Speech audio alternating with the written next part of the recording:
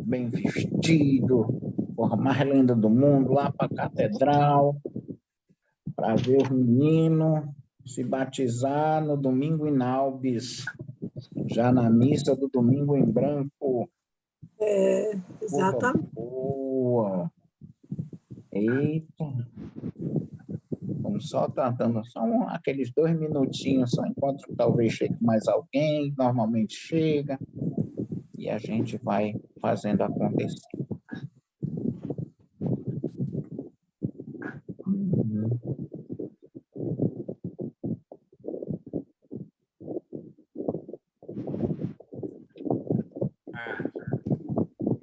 Tá apaixonado, hein, padre?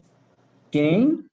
Casalzinho aí, Zé Filho e Margarete. Não é, menina? Uma porra linda. Olha, menina, eu os vi na Quinta-feira Santa na Catedral, menino, era uma imponência, ainda mexi no braço do Zé Filho, ele olhou assim para mim, de alto a baixo, mas foi uma porra linda. E a Margarete ali do lado, eles estavam levando não sei o que para o altar, eu não prestei nem atenção direito, eu sei que eles estavam lá. Os olhos. Santos olhos, na missa do Santos Era o Olhos. quê? Estava em missão. Estava em missão, era. E não estava bem mesmo. A Margarete ali do lado. Menina, eu só sei que eu não... Boa eu não tarde! Nem... Boa tarde, Isabel! Alegria! Pronto. Estamos aí no bem bom. Eu feliz da vida. Próxima semana o bispo vai passar a semana aqui com a gente. Menino, vai ser uma beleza. Hã? Não é? Olha, Caio de volta. Olha aí. Adivinha o que ele estava fazendo? Merendando. Tomando um café com a tapioca. Eu café com bolo. Olha, eu bem acertei. E toma. Eu acertei. Porque aquele café me fez muita falta essas horas, 4 horas, quando eu me lembro do meu café. Ai, lá. Não, Toma não, aqui. não fala, não. Vamos tomar? Só lembra daquele café e do bolo que o Leonardo mandava para nós. Sem igual, né? Sem igual. Aquele bolo magnífico era. Luiz Felipe. Era, menina, era um café festivo aqui. E todas, era igual a música da Baby Consuelo. Todo dia era dia de índio, pois toda hora era a hora do nosso café. Era uma beleza aquele café. Falava de muita coisa. A Graça também está ali, que alegria, Graça. Bom demais. A Patrícia também ali, menino, mas as máscaras estão crescendo cada vez mais, daqui a pouco as máscaras tomam conta da cara da gente todinha, né? Negócio doido essas máscaras. Verdade. Pronto. Patrícia ali já está de máscara por causa de passar algum vírus pela internet também. Pronto.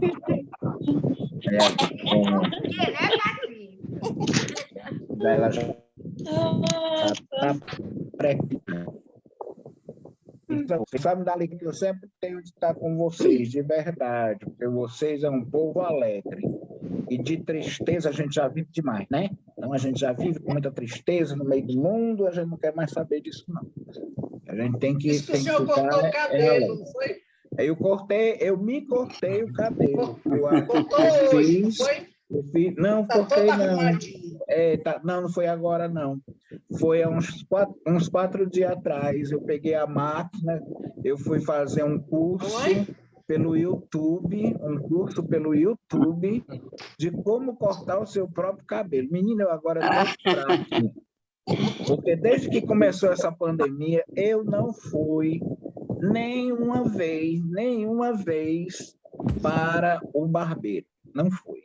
Eu morro de medo, fico com medo doido, porque, infelizmente, a gente sabe que os nossos barbeiros, embora tenham a maior das boas vontades, sejam gente boa e tudo, mas às vezes o material deles não é esterilizado, não é nada, e vai de cabeça em cabeça, de mão em mão, de tudo. Aí eu fiquei doidinho com essa história. Aí eu E disse, gente sabe que de uma vai lá. coisa? Eu tinha uma máquina, então eu mesmo peguei esta máquina, eu fiz maravilha, é igual a propaganda, fiz maravilha com leite moça. Então, eu peguei esta máquina e foi para cá, foi Você que para não lá. ficou com medo de se cortar. É igual ao outro comercial. Existem 1000 maneiras de fazer Neston. Invente a sua. Pois é, eu inventei a minha e fiz aqui. Ficou lindo. Né? Lindo não é bem a palavra, mas ajeitado, né? Como se diz aqui, como se diz aqui no Piauí, arrumadinho. Eu estou um arrumadinho. Gente boa. Pois vamos começar. Estamos já já demos todo o tempo possível, já damos 10 minutos, o povo já deve estar tudo sabido. Vamos pedir a Deus Nosso Senhor que esteja conosco. Em nome do Pai, do Filho e do Espírito Santo. Amém. Amém. Vinde, Espírito Santo, enchei os corações dos vossos fiéis e acendei neles o fogo de vosso amor.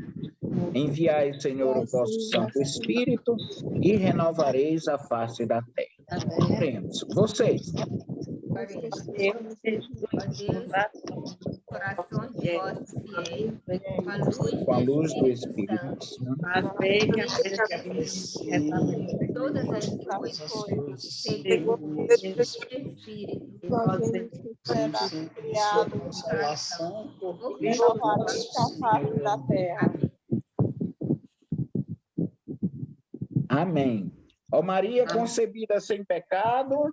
rogai por nós que Recorremos a vós. Amém. Nossa Senhora das Dores, rogai por nós. Rogai por nós. Em nome do Agora é bom Pai, a do gente- Filho e é do bom- Espírito Santo. É bom a gente desligar os nossos microfones para ficar só o do padre, para não ter interferência. Pronto, exatamente. Agora todo mundo está desligando os microfones.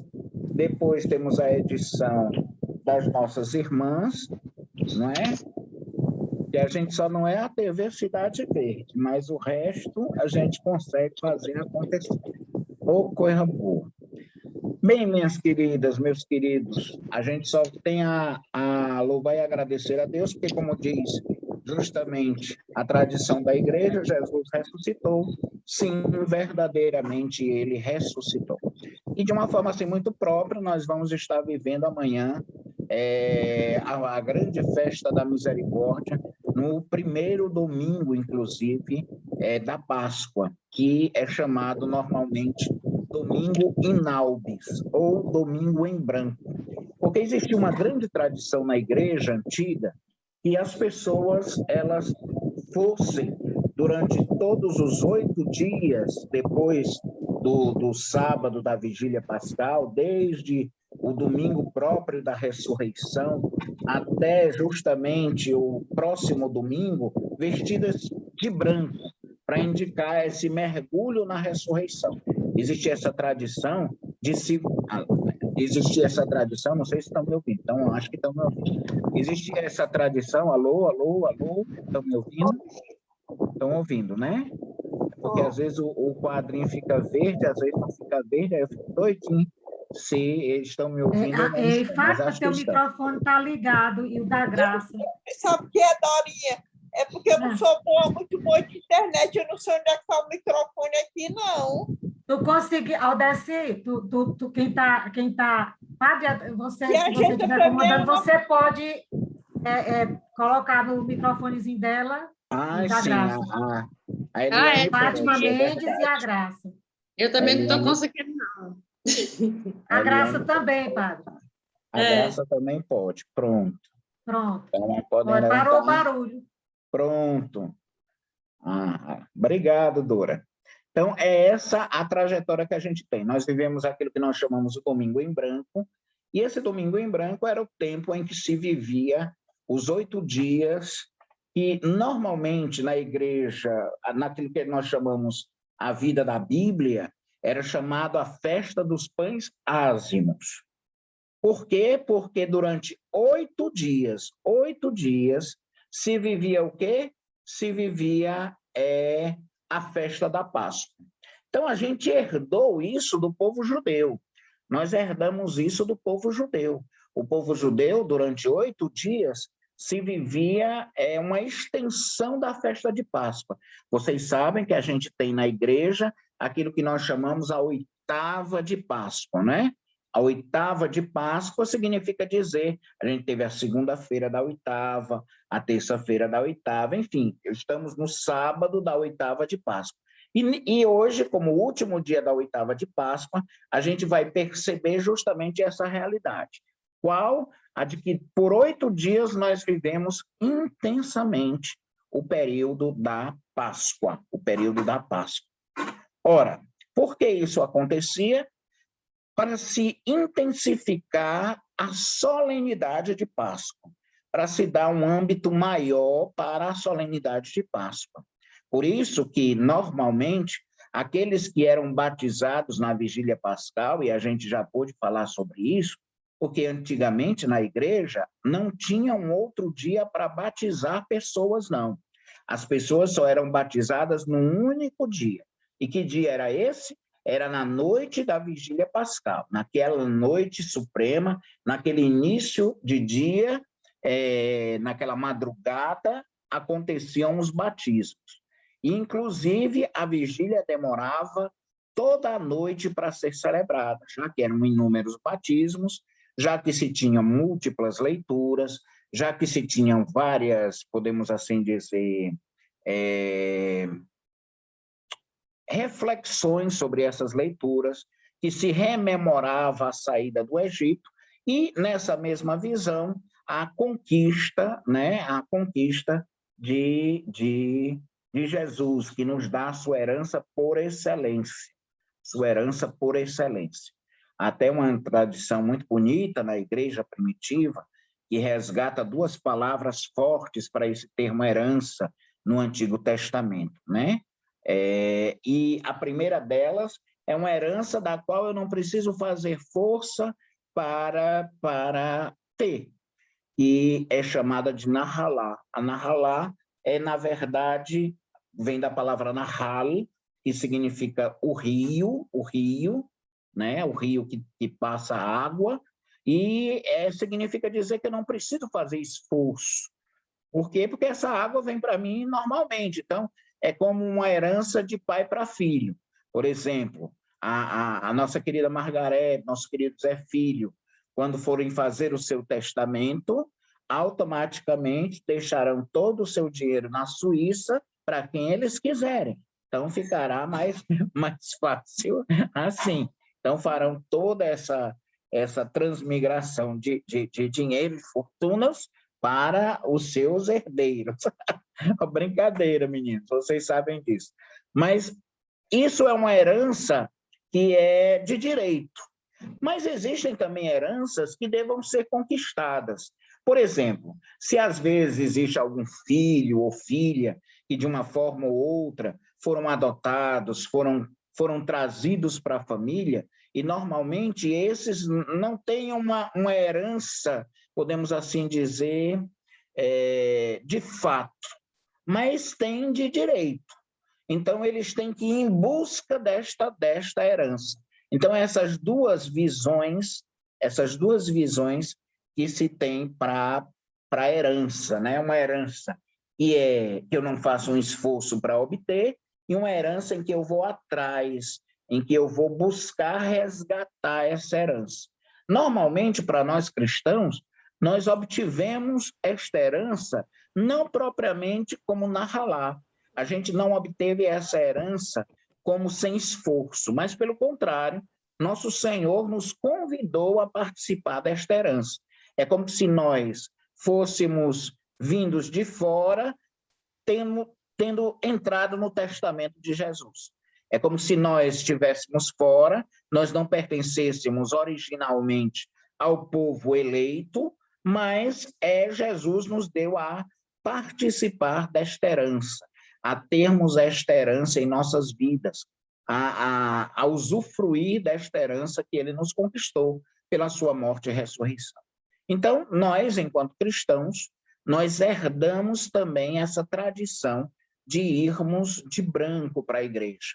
Aqueles que eram batizados na noite de Páscoa iam de branco para a igreja. Por isso que depois, esse domingo de amanhã, comumente era chamado de domingo em branco, ou domingo no branco. Por quê? Porque era uma tradição dos cristãos irem de branco para a igreja, irem com a roupa branca para a igreja. Então, era muito comum disso acontecer, para dizer que as suas vidas foram lavadas no sangue do Cordeiro. O sangue do Cordeiro, que é a própria vida do Cordeiro. O Cordeiro que deu a sua vida, lavou a nossa, nos deu a brancura da nossa vida. Então, a vida do Cordeiro tirou os nossos pecados, tirou as nossas máculas, tirou as nossas manchas. Nós estamos, como se dizia no antigo comercial do sabão Omo, com um azul polar brilhante. Então, a gente está nessa dimensão de brancura de Deus, né? Deus que branqueou tanto a nossa vida que nós estamos sem nódoa, né? Tem até uma famosa banda de forró lá na minha terra que se chama Nódoa de Caju. Então, por quê? Porque nódoa de caju ninguém tira, né? Nódoa de caju é difícil de tirar, não tem quem tire. Mas Jesus é aquele que tirou as nossas nódoas de caju. Jesus foi aquele que arrancou de nós toda a sujeira, toda a imperfeição, todo o pecado. E por isso nós celebramos Pêssar, que na verdade é esse passamento, esse salto. Eu já tinha dito para vocês outrora que a palavra Pêssar significa, ou Pêssas, significa esse salto. Pêssar significa esse salto, esse pulo que Deus mesmo deu sobre as nossas casas. Para quê? Para nos lembrar que um cordeiro, justamente derramando o seu sangue, marcaria as nossas portas. Claro que Deus, na sua infinita bondade e sabedoria, já sabia quais eram as casas daqueles que tinham primogênitos. Não se precisava daquele sinal. Porém, Deus assim o quis mostrar para nós como um sinal de que isso tinha acontecido, de que ele tinha passado por nós e tinha poupado a nossa vida, tinha poupado a nossa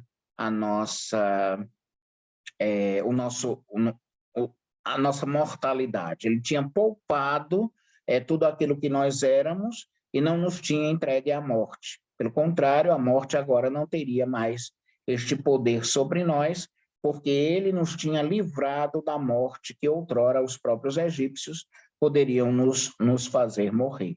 Então, ele nos tinha salvo. Então, é por causa disso que Jesus também morre na cruz, né? Aqui a cruz. Morre na cruz para nós. Para indicar o que para nós? Para indicar que na cruz de Jesus nós temos salvação. Não precisava, eu já tinha dito uma outra vez para vocês, não sei se uma ou outra pessoa lembra que eu disse exatamente isso. Não precisava, a priori, Jesus morrer na cruz. A gente até diz na missa, Senhor, com uma só palavra eu serei salvo de ti, não é? O mesmo Deus que criou tudo do nada não poderia nos salvar também do nada, como às vezes a gente, menino, eu estava aqui, do nada veio um vento e levou minha roupa todinha para o chão, eu tive que lavar a roupa todinha de novo. Menina, eu estava aqui, do nada a minha caneca caiu. Menina, eu estava aqui deitada, do nada eu caí da cama, não sei como foi isso. Ora, dormiu, chega não sei o que, chega caiu. Mas diz que é do nada. Então, nosso Senhor Jesus Cristo, ele não foi do nada que ele morreu. Foi justamente para nos dar a total consciência de que nós seríamos salvos, de que nós seríamos libertos de tudo aquilo que era pecado em nós a partir da sua morte. Não precisava, a priori, que isso acontecesse. Porém, ele assim o desejou, porque para nos mostrar quanto mal tínhamos feito a Deus, para nos mostrar quanto mal tínhamos sido, melhor dizendo, pecadores, tínhamos transgredido aquilo que era a nossa fé e os mandamentos de Deus. Até mesmo o termo mandamento tem a ver com essa conexão que a gente pode ter de Deus, né? Mitzvah vem tzav, que significa conexão, né? Então, o que é o mandamento? O mandamento é aquela ordem da parte de Deus para que a gente não rompa a conexão com Deus, para que a gente não deixe de estar conectado a Deus. Por isso que o que faz o pecado nos desconecta. O pecado faz com que nós transgridamos o mandamento. O que é o mandamento? Se o mandamento é o que nos conecta, né, tzav, que é de onde vem a palavra mitzvah, mitzvah é o mandamento em hebraico. A palavra tzav é a raiz dessa palavra mitzvah, e significa conexão. Então, o mandamento, ao pé da letra, seria aquilo que nos segura em Deus, aquilo que faz com que a gente esteja segurando na mão de Deus, como se Deus estivesse salvando a gente.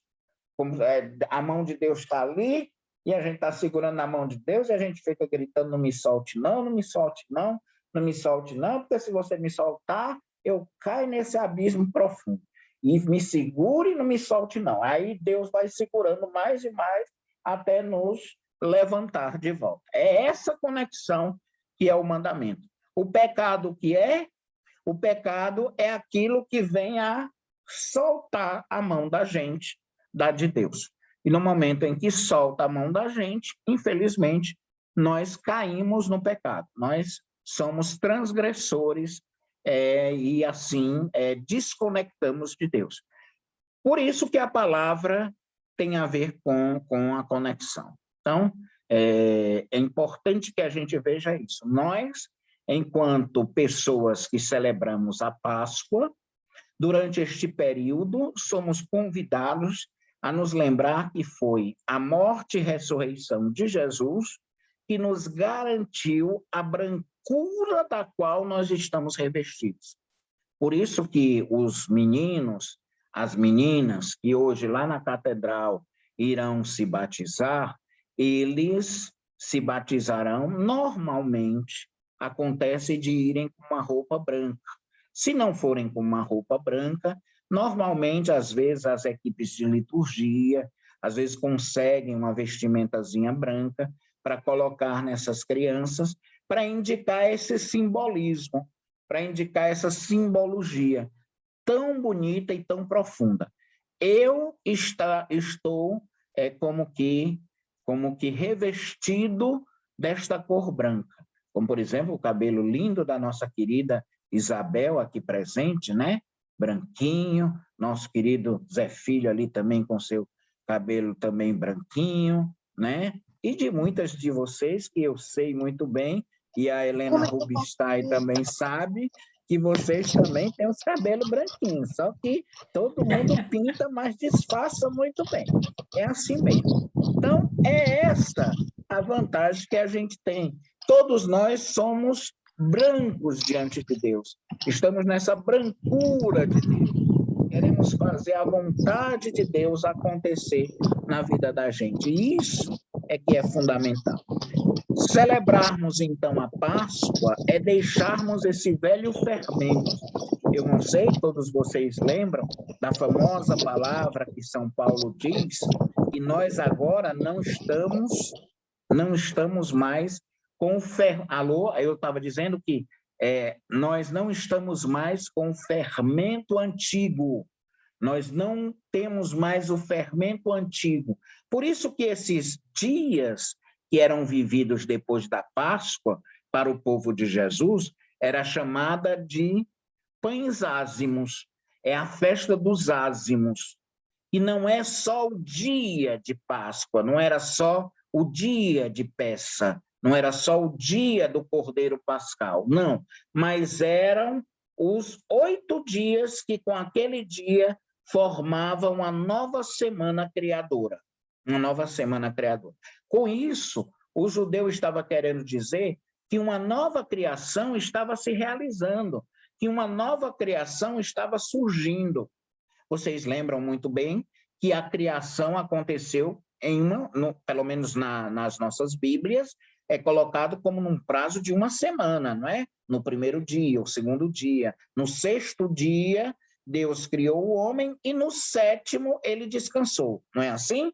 E aí tem um oitavo dia. O oitavo dia, na verdade, é o quê? É o começo de uma nova semana, né? Que seria o primeiro dia da semana. Foi nesse primeiro dia da semana que Jesus ressuscitou. E durante os outros 7 dias é como se nós tivéssemos uma nova criação. Então, por isso que os judeus vêm a dizer, de uma forma bem clara, não propriamente por essa razão de Jesus, porque, como nós bem o sabemos, eles não creem em Jesus, mas, como Messias, claro. Mas, para nós, enquanto cristãos, tem uma relação muito própria com aquilo que São Paulo nos diz. Nós não podemos celebrar a Páscoa com fermento antigo. O que é o fermento? O fermento, para nós, hoje em dia, é um pozinho que a gente vai lá no Carvalho, no Ferreira, no Pão de Açúcar, nos grandes supermercados que a gente conhece, e vai lá no local onde vende coisa para bolo, né? E lá sempre tem uns vidrinhos que a gente compra. Ou então os fermentos maiores, biológicos, como tem aí o nosso querido Zé Filho, Margarete, etc., do povo que conhece sobre pão. Então, você compra as barras de fermento para se colocar no pão, não é? Para se colocar no pão. Hoje está muito fácil de se fazer isso, mas na época de Jesus, não era bem assim que era feito. Sempre quando era feita a massa, se tirava um pedaço dessa massa e deixava ali de fora. Para quê? Para como nós, normalmente, aqui no Nordeste, usamos a expressão, essa massa ficasse puba, né? Essa massa ficasse própria para ser usada como fermento, uma massa meio apodrecida. Porque é essa massa apodrecida que você deixa, né? Que você vai misturar com o novo pão. E é essa massa que vai fazer o pão crescer. Pois bem, nosso Senhor, no caso, os judeus pedem que esses dias sejam de pães sem fermento, para que a gente lembre que o nosso pecado e tudo aquilo que nós, às vezes, fazemos de transgressão a Deus é como o fermento para o pão, é como essa massa podre, que às vezes a gente nem percebe, mas quando a gente mistura no pão, faz com que o pão fique diferente, faz com que o pão cresça. E a gente não quer que o nosso pão cresça com a massa velha, a gente quer ter uma massa nova, a gente quer ter uma massa... tá chovendo, porra boa. Então, uma massa boa, vai já chover por aí também. Então, essa é a expressão bonita que São Paulo se utiliza. Nós vamos celebrar com os pães ázimos, os novos, a nova atitude, o novo jeito de ser, e não com o fermento antigo. Jesus até se utiliza disso quando ele fala do fermento de Herodes. Vocês já devem ter ouvido falar lá no Evangelho de Marcos. O fermento de Herodes seria o fermento da maldade, o fermento da ruindade, como nós dizemos aqui no Nordeste. E não é com ele que nós vamos celebrar a Páscoa. E não é com ele, aliás, que nós estamos celebrando a Páscoa, porque sendo hoje o último dia dentro da oitava de Páscoa, nós estamos como que celebrando a Páscoa como se fosse no dia de Páscoa. Então, hoje é Páscoa. Você pode desejar Páscoa, feliz Páscoa para quem quer que você queira. Então, de uma forma bem especial, até amanhã, domingo em branco, como nós chamamos, o domingo chamado da misericórdia, nós desejamos a Páscoa fecundamente, como se fosse o dia mesmo de Páscoa.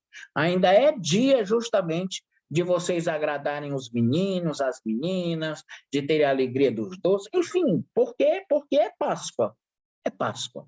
E é essa realidade que nosso Senhor nos dá a viver com a sua morte e ressurreição. Isso deve ficar bem nítido na cabeça da gente. E é por isso que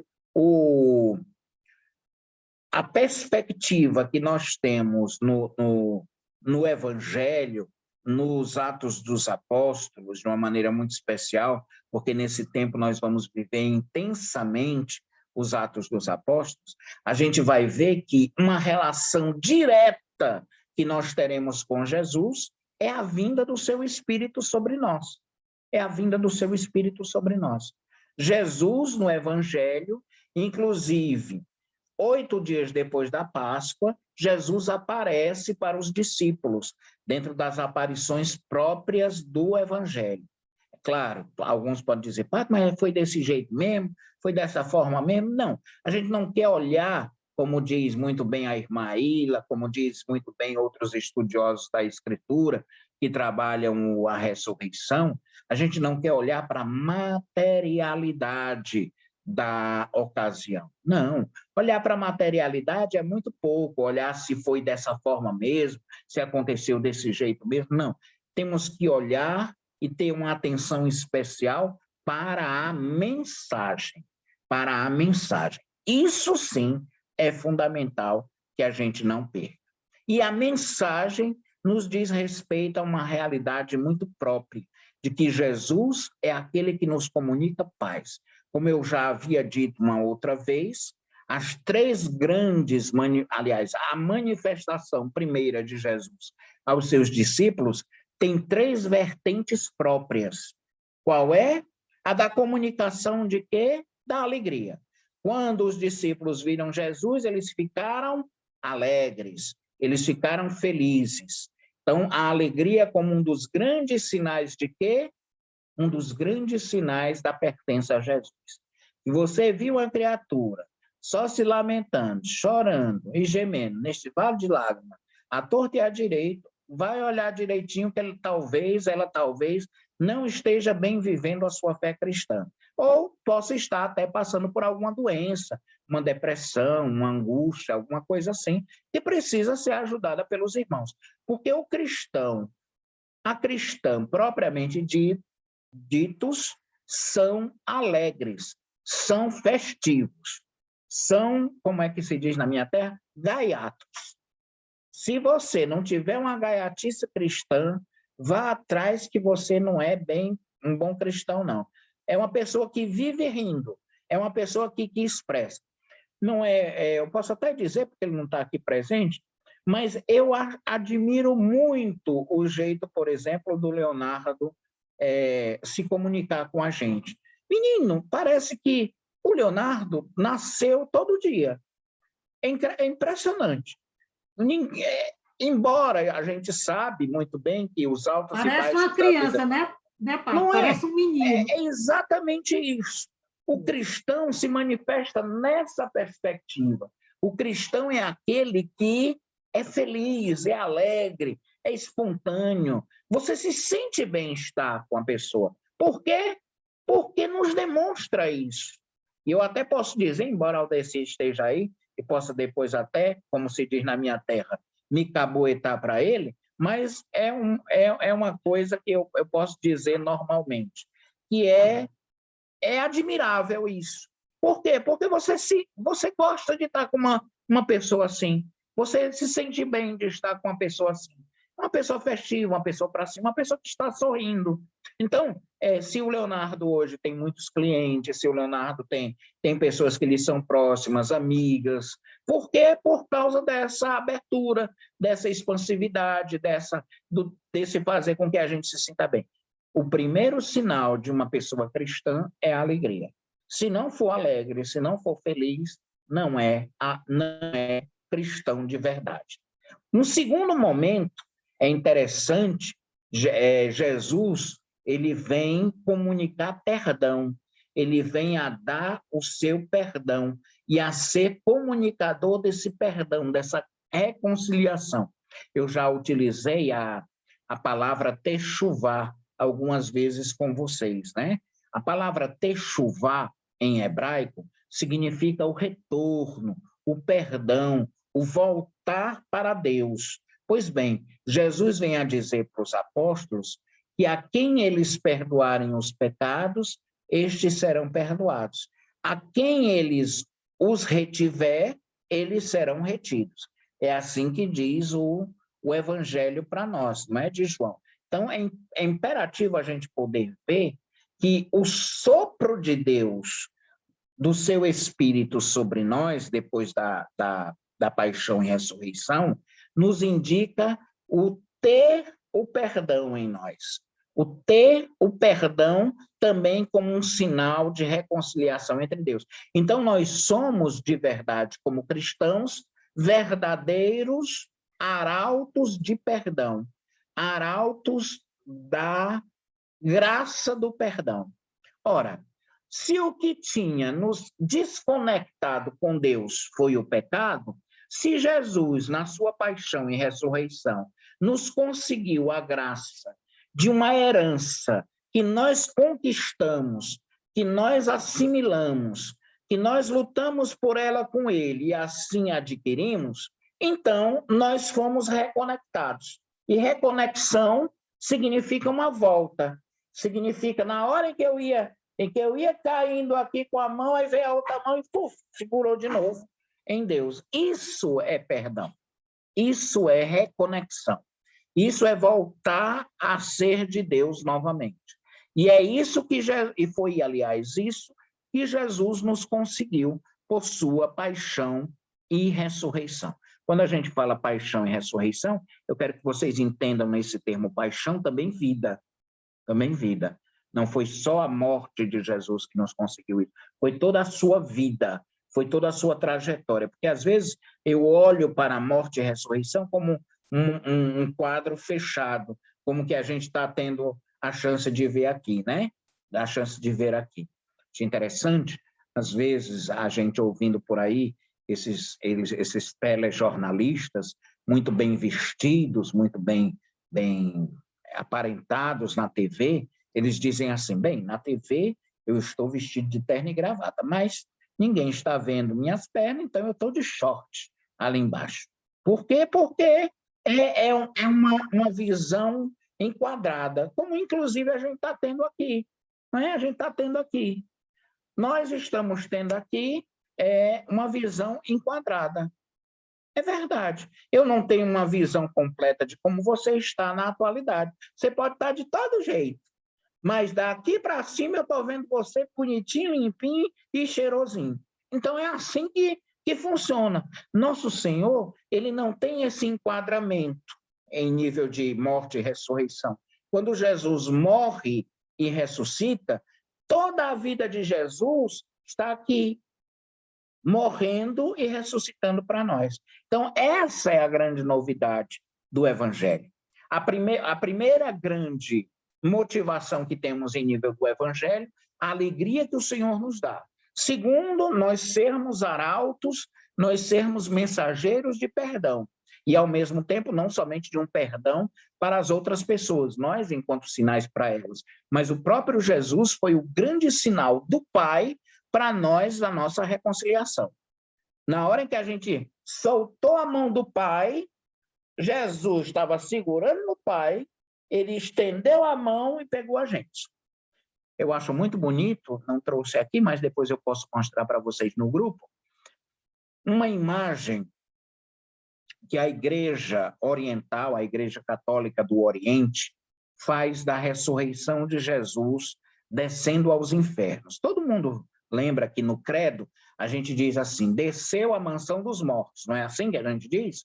Eu creio, desceu à mansão dos mortos. Descer à mansão dos mortos, no credo antigo, vocês lembram que era desceu aos infernos. Mas não é o inferno como a gente pensa hoje em dia, não. É a parte de baixo. Infere significa a parte de baixo. Desceu à sepultura. Ele desceu à sepultura para fazer o quê? O resgate do homem e da mulher que tinham decaído pelo pecado desde as origens. Em outras palavras, aquilo que a gente sempre diz assim, a lei ela não é retroativa. Todo mundo talvez já deva ter ouvido essa expressão de algum advogado ou lendo alguma coisa sobre direito, deva ler essa história. A lei não é retroativa. Espera lá. Em Jesus foi. Em Jesus, boa tarde, José Matias, bem-vindo. Em Jesus foi retroativa. em Jesus foi retroativo. Aquilo que tinha acontecido antes, Jesus não somente salvou a humanidade que existia em sua época, mas ele salvou toda a humanidade que vem depois, e ele salvou toda a humanidade que veio anteriormente. Por isso que esse ícone famoso mostra, inclusive, Jesus, que está com os pés, aliás, sobre as portas do inferno, sobre as portas do lugar dos mortos, melhor dizendo, para ficar entendido, não é o inferno como a gente pensa, mas é o lugar onde ficariam os mortos, porque infere, no latim, de onde vem a palavra inferno, é o lugar de baixo, quer dizer, onde eram sepultadas as pessoas. Depois é que se associou a palavra inferno aonde vive o cão, mas não é a mesma, não é essa coisa, não. Não é essa dimensão, não. É a dimensão dos mortos. Por isso que a igreja depois, fazendo podemos dizer, uma retratação ou um melhor entendimento do termo, ela usa mansão dos mortos, porque mansão dos mortos, a gente vai saber que Jesus desceu aonde os mortos estavam para resgatar também estes mortos pelo poder da sua ressurreição. Pois bem, Jesus que desceu à mansão dos mortos, nesse ícone mostra justamente isso que eu lhes dizia agora.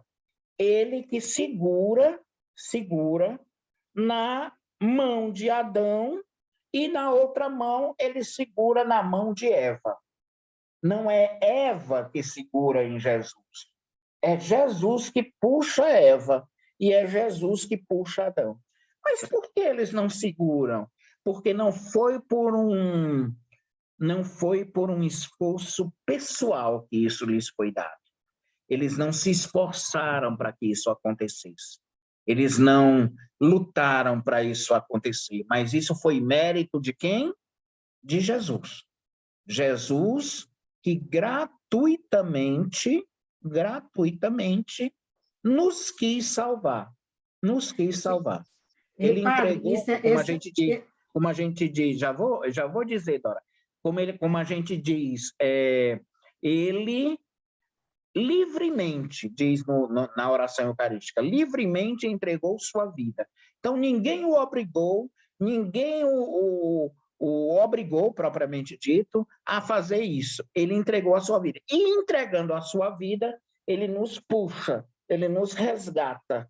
Não era mais um esforço da gente, não era a gente que antes pensava que porque eu cumpria os mandamentos, eu também segurava em Deus. Não era eu que também segurava em Deus.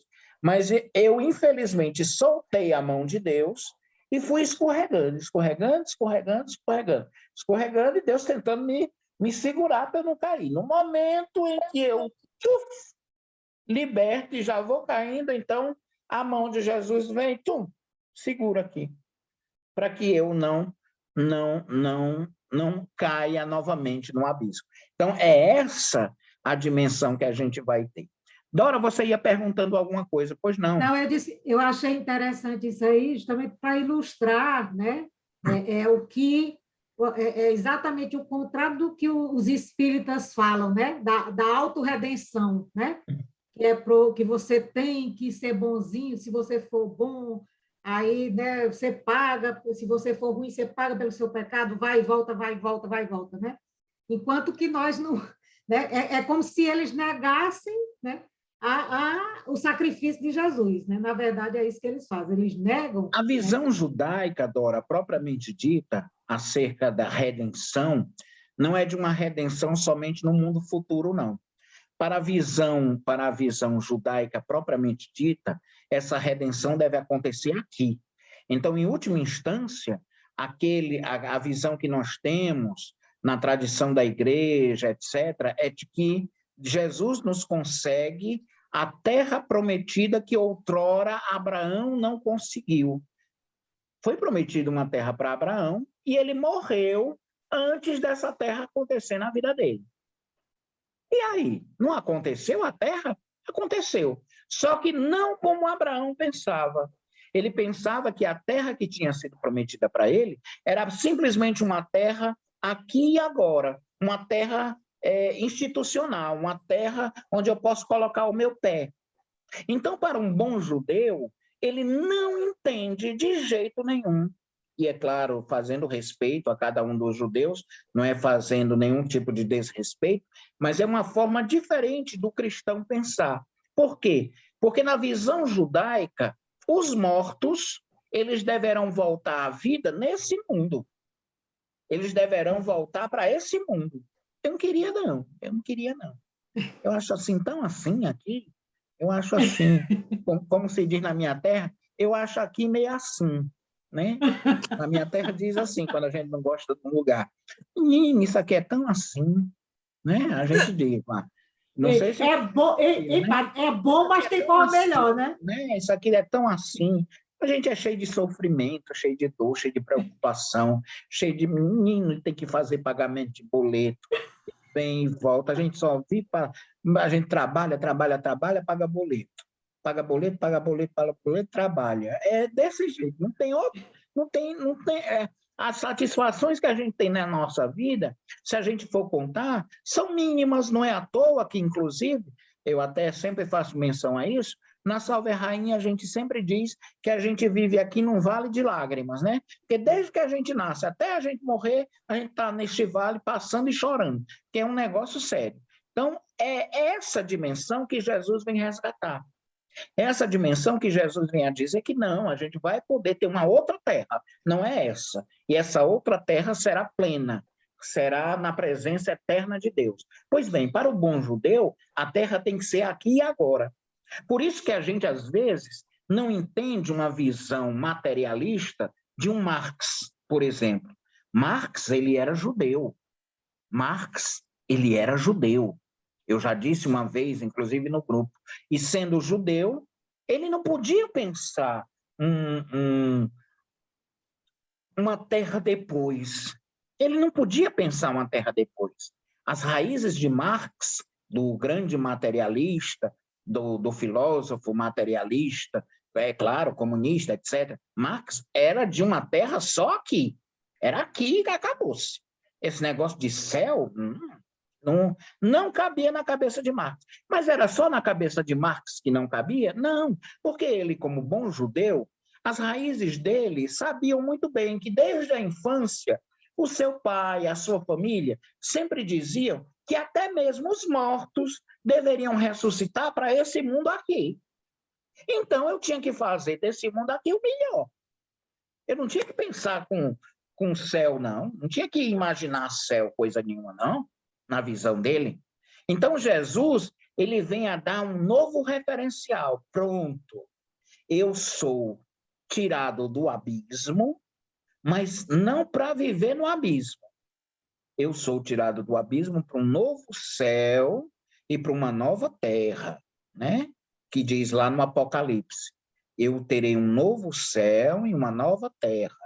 E esse novo céu e uma nova terra será sem a dor. É claro que os judeus também acreditam que a terra, depois justamente da vinda do Messias, será uma terra livre de dor, livre de complicação, de sofrimento.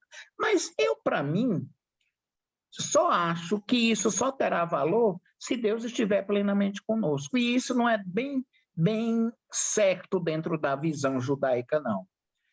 É certo de que a gente não terá mais complicação. E eu também acho que será muito chato se a gente não tiver. Porque eu sei que eu estava dizendo e reclamando há pouco dos boletos, dos problemas, mas já pensou uma vida sem problema?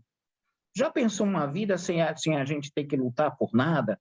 Já pensou uma vida em que a gente não tenha que fazer esforço para nada? Tudo que a gente olha, está aqui o bolo de chocolate, está aqui um empanado de camarão, tá aqui, não é só coisa de gordo, não, que eu estou falando, não, coisas para comer, não, mas, tá aqui, eu não preciso me preocupar com nada. Não, não é isso.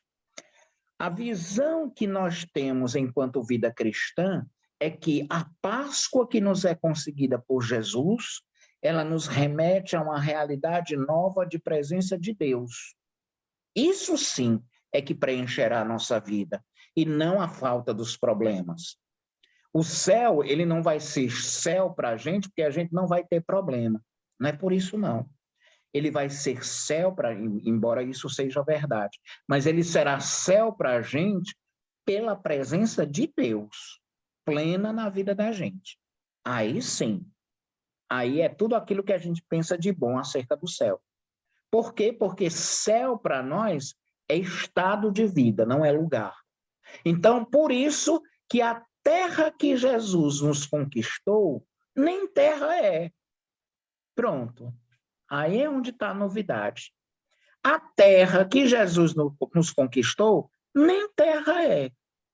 Ela é uma nova realidade de vida. Ela é a possibilidade concreta de se viver o novo em Deus. Ela é um novo estado de vida no qual Deus, como diz o Evangelho, como nos dizem as cartas de Paulo, será tudo em todos. Então, nós seremos de Deus tão intimamente falando que a Ele pertenceremos e nele estaremos inseridos. E Deus será tão nosso que Ele fará parte da nossa vida. Então, nós seremos como Deus, porém não por natureza, e sim por participação. É como se dissesse, eu vou ser de Deus, e vou ser tanto de Deus que tudo que Deus souber eu também saberei. Por quê? Porque eu estarei nele. E ele estará em mim.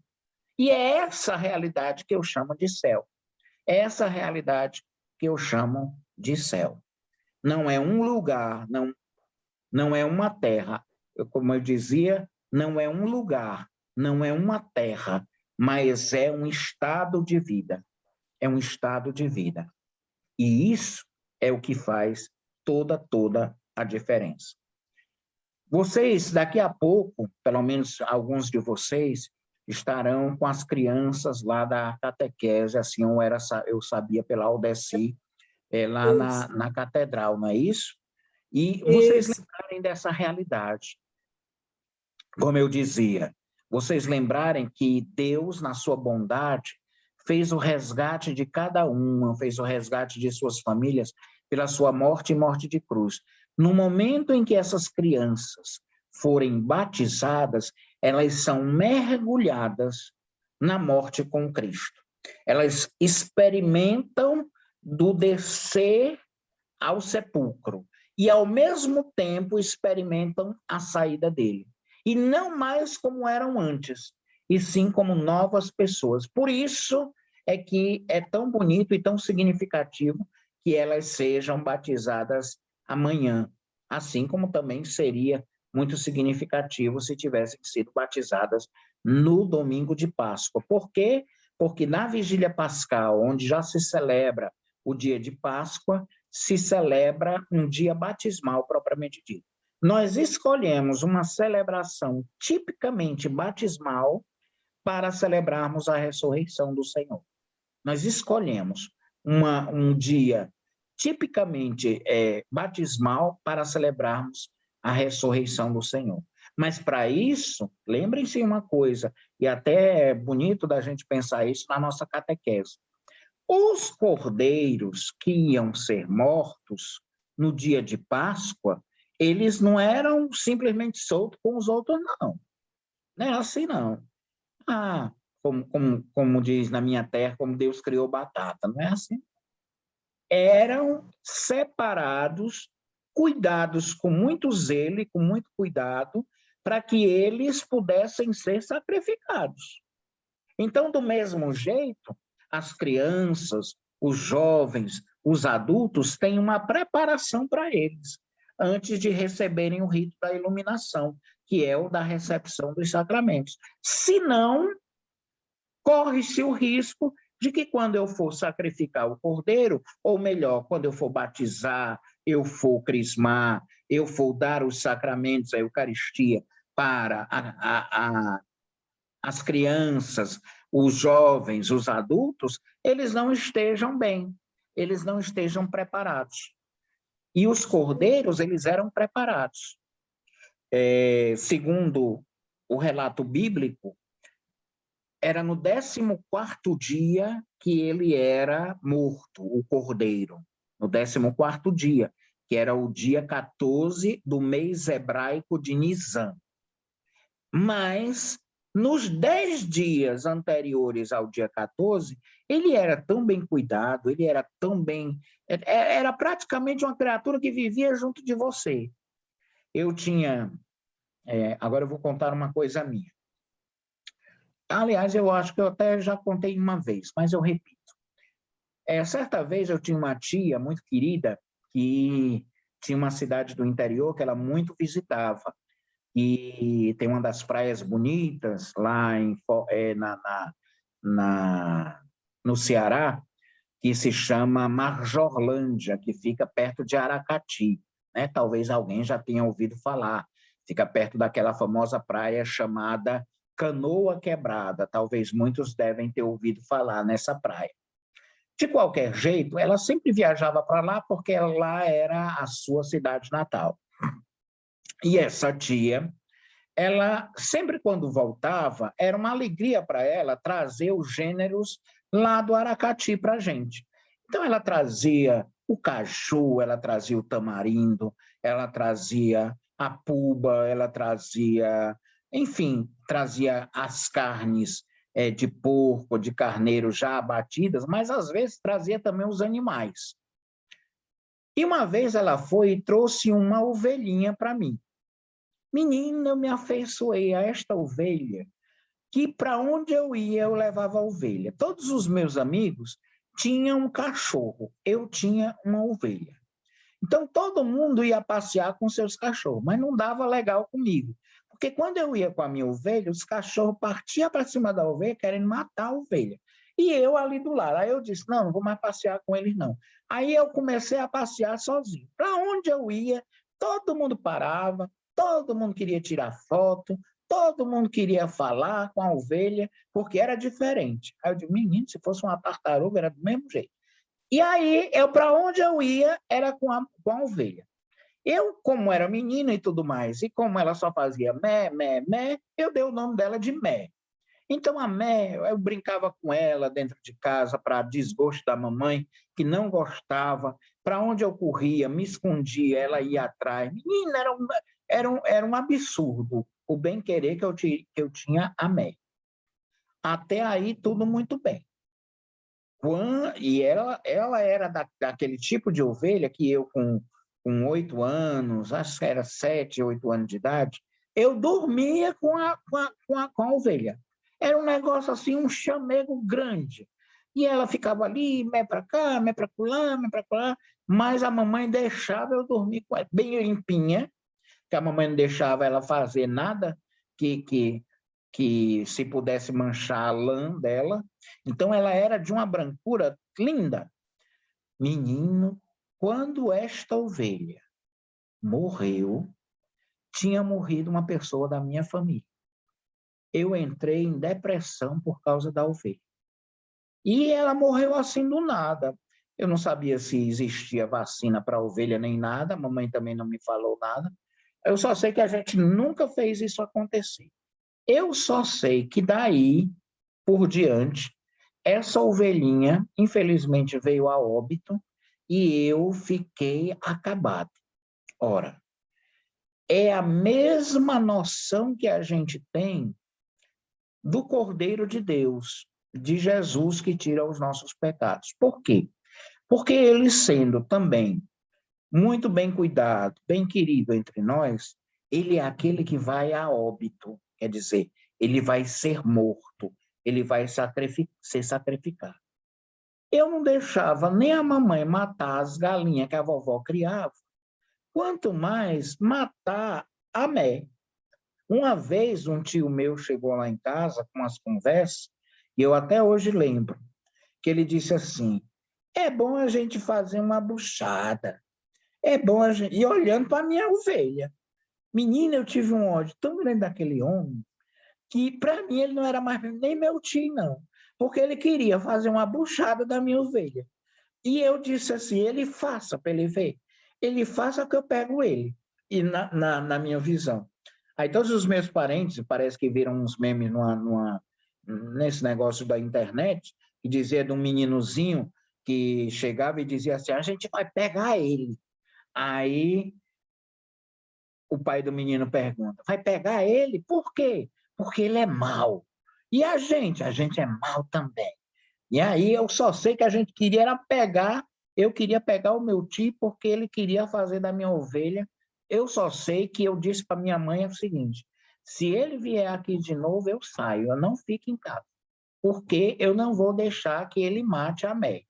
Só sei que lá pelas tantas a Mé morreu, eu enterrei no quintal da minha casa, porque tinha um quintal grande, enterrei, fiz o velório da Mé, coloquei vela na Mé, coloquei cruzinha no sepultamento da Mé, e queria que se rezasse missa pela Mé. Menina, foi um desalento. E eu fiquei com aquele trauma de eu perder a Mé. Até hoje em dia eu ainda sonho com a Mé, para vocês terem uma ideia. O negócio ficou profundo na minha vida. E eu digo assim, se isso aconteceu com uma simples ovelha, imagine a visão do povo cristão na época de Jesus em relação a Jesus. Porque todo mundo gostava, ele estava junto com todo mundo, e ele resolveu entregar a vida, ele resolveu tornar-se sacrifício vivo para que todos eles não pudessem morrer. Então, a gente vai poder ver a trajetória de bem-querença que o povo de Israel, e no caso, o povo cristão que morava em Israel, tinha em relação a Jesus. É esse tipo de bem-querença que a gente vai querer criar com as crianças, com os jovens e com os adultos, que a gente cuida na catequese. A gente cuida deles na catequese. E a gente quer que eles estejam bem. E a gente deve acompanhar. Então, eu peço assim, encarecidamente, a todos vocês, quase no finalzinho dessa minha colocação, porque daqui a pouco vocês vão lá para a catedral, pelo amor de Deus, façam uma caridade, não solte esse pessoal por aí, não. Deem sempre uma assistência para eles, vejam como é que eles estão. Eu sei que tem a etapa que vem, que é a etapa da mistagogia, a etapa do engajamento, a etapa da pertença, da continuação da vida cristã, mas até nesses dias atuais, como é que a gente às vezes pode fazer essa mistagogia acontecer, né? Tem toda uma dificuldade, mas eu peço, encarecidamente, não soltem esses meninos por aí, não, essas meninas por aí.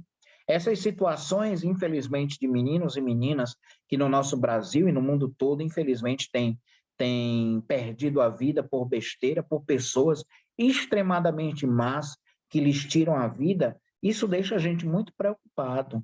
Isso deixa a gente muito preocupado.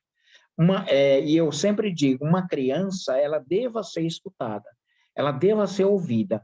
Não, prestem atenção, pelo amor de Deus, quando uma criança diz para a gente assim, olha, eu não quero ficar com ele, não. Olha, eu não quero andar com tal pessoa, não. Olha, eu não quero ficar perto de tal pessoa, não. Uma pessoa que se aproxima de uma criança e a criança começa a chorar, a gritar, é muito estranho. Então, é necessário que a gente, como também catequista, a gente preste atenção a isso. E se dê a oportunidade de ser até uma voz diferente na voz deles, para que não aconteça como tem acontecido com crianças que, sem culpa nenhuma, são mortas por aí.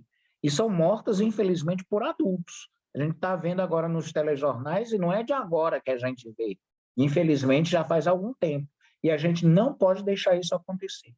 Mais do que nunca eu pediria, tenhamos cuidado com as nossas crianças, com os nossos jovens e, é claro, também com os nossos adultos. Muitos deles já são pessoas bem adultas, que precisam de cuidados, tenhamos os devidos cuidados com eles e façamos que essa experiência da herança que nos foi deixada por Jesus não ser tirada de nós. Isso é fundamental, isso é fundamental. A mistagogia não acontece somente por eu colocar a criança, o jovem, o adulto, num grupo qualquer, não, e soltar ele lá. Não é desse jeito. Mas por um acompanhamento, por um cuidado, por um zelo que eu vou tendo com aquele que foi meu catequizando, meu catecúmeno, que esteve ali comigo durante um tempo de formação, que eu faça parte da vida dele e dela. Isso é fundamental. Por quê? Porque é esse nosso acompanhamento que pode fazer grandemente a diferença na vida dele ou dela.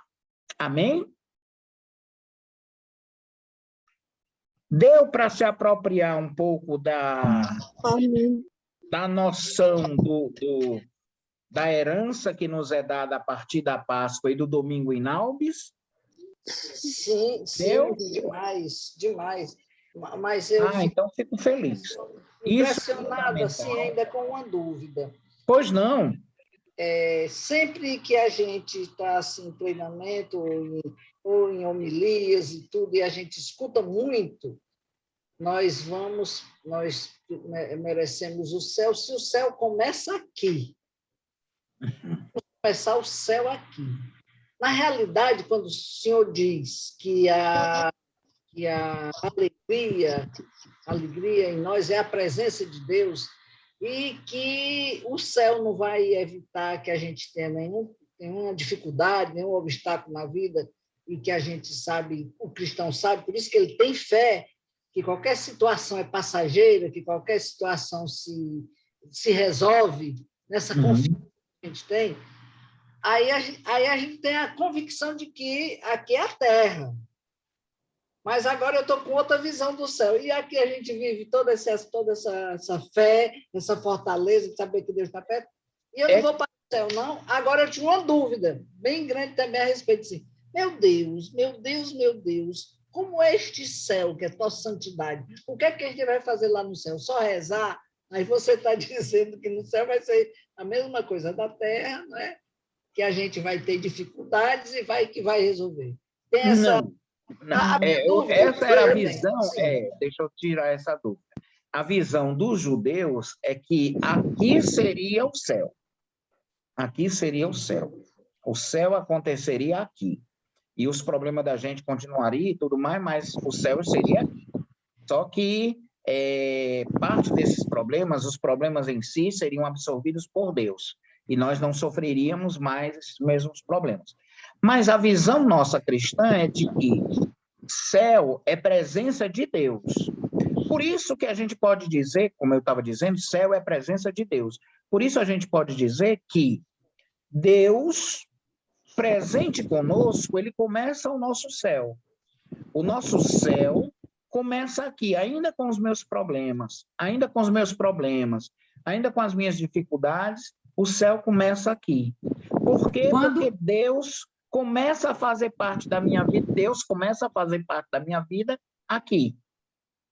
Pois não? No céu, né, quando nós ressuscitarmos, aí esse céu será pleno, nessa presença em Deus será pleno, porque estaremos com Deus. E aqui nós vivemos no céu todos, tudo, né? Em todos. Por enquanto, nós estamos... o céu que a gente experimenta aqui na Terra é justamente vivermos na presença de Deus, né? Vivemos em comunhão com Ele, através da sua palavra. Deus já está conosco. Deus já está conosco. Porém, Ele não está plenamente conosco. Por isso que nós dizemos, e isso é correto, que o nosso estado de céu começa aqui. Ele já está presente em nós. Todas as vezes que estamos nos sacramentos, todas as vezes que nos encontramos como família cristã, todas as vezes que experimentamos coisas boas em nossa vida, o céu começa aqui. Porém, ele se planifica, ele se completa, ele se atualiza de forma definitiva num depois. E depois é quando Deus quiser nos chamar para junto de si. Isso. Como diz Elizabeth da Trindade, o céu é Deus e na minha alma ele está. Isso, o céu é Deus e na minha alma ele está. Então, se ele está dentro de mim, eu já o experimento. Então, quer dizer, vai ser diferente. O céu é Deus e Deus está dentro de mim, eu já começo a viver este céu aqui na Terra. Só que com um adendo. Aqui eu continuo vivendo com as minhas dores, com os meus sofrimentos, com as minhas imperfeições, mas ele já está em mim. Ele vai se planificar. É como a semente de uma árvore. A semente já está em mim e está crescendo. Vai chegar um momento em que a semente sai da terra e produz os seus frutos. E aí é esse momento que nós já estaremos em Deus. Mas que a semente já está em nós, está. Que a semente já está crescendo, está. E que ninguém pode tirar essa semente de nós, ninguém pode. Isso é E que no inegável. céu não vai haver dores, nem transtorno, nem sofrimento. Isso, exatamente. E, Aqui o céu todo começou. mundo É como se a que nossa vai para o existência ainda céu estivesse está em debaixo da estado de terra. graça. Então, será uma Isso. graça planificada. É. Eu Plena. já fiz a Entender isso comparação aí, bem. é como se a semente estivesse dentro da terra. É, Como eu vi, por exemplo, o nosso querido casal Zé Filho e Margarete, entrando pela nave central ali da catedral, lindos, bonitos, ali na frente do arcebispo, o arcebispo para lá e para cá com eles, e eu dizendo, menino, pronto, é o céu. Era o céu. Então, isso é que deixa a gente feliz e alegre, de já experimentar. É como a gente via na oração depois da comunhão do domingo passado, de experimentar já aqui na terra das coisas do céu, já experimentar aqui do céu que um dia a gente vai viver. É essa realidade de alegria que a gente tem. E aí vem a missão, como a terceira grande mensagem do Cristo ressuscitado. O Cristo me dá a alegria de viver, o Cristo me perdoa e me torna instrumento de perdão, e o Cristo me envia em missão, me torna mistagogo, me torna aquele que atualiza a visão de céu para a vida das outras pessoas, quer dizer, me torna missionário. Então, o Cristo ressuscitado faz essas três coisas com a gente. Nos alegra, nos perdoa e nos dá e nos faz instrumentos de perdão e nos faz missionários. Agora vão e vão anunciar a todos.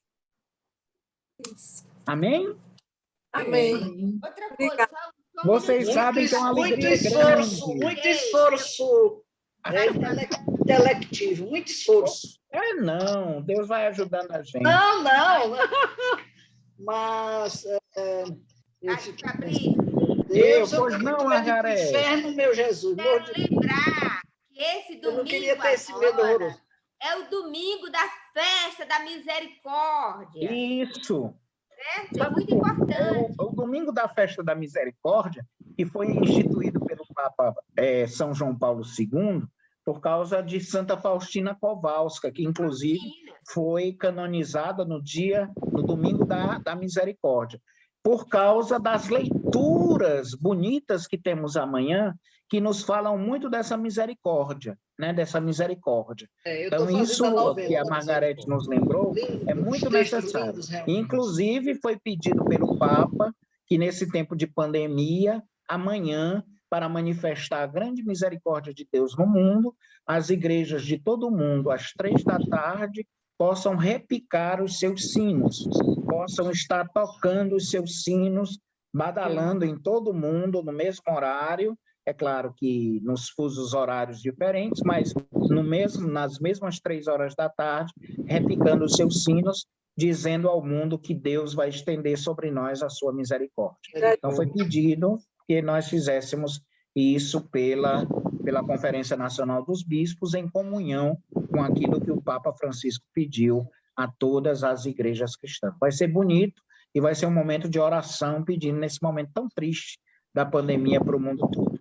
Só abrindo um parêntese, fiquei muito triste mais uma vez nessa semana, porque mais 2 amigos, infelizmente, deixaram essa vida, foram para junto do Pai por causa da pandemia, né? Já são 32.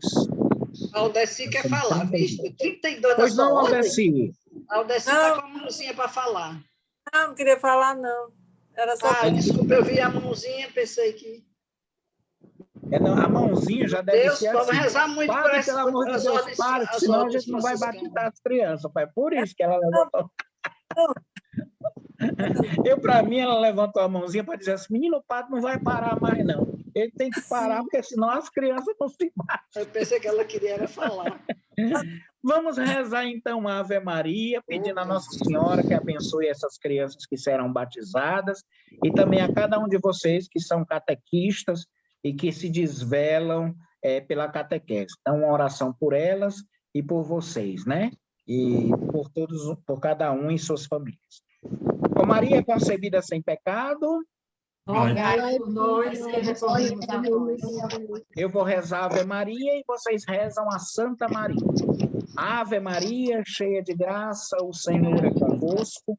Bendita sois vós entre as mulheres, e bendito é o fruto do vosso ventre, Jesus. Santa Maria, Santa Maria, Mãe de Deus, por nós, rogai por nós, pecadores, agora e da hora de agora e na hora da nossa morte. Amém. Ó Maria, concebida sem pecado, Rogai por nós, que recorremos a vós. Nossa Senhora das Dores, Rogai por nós. abençoe-vos o Deus que é rico em misericórdia, o Pai, o Filho e o Espírito Santo. Amém. Amém. Um grande abraço a todos. Um ótimo dia de misericórdia. Que Deus abençoe vocês. Maravilhoso, maravilhoso. Amém. Mais uma vez. Muito grata, muito grata. Muito grata. Adoramos.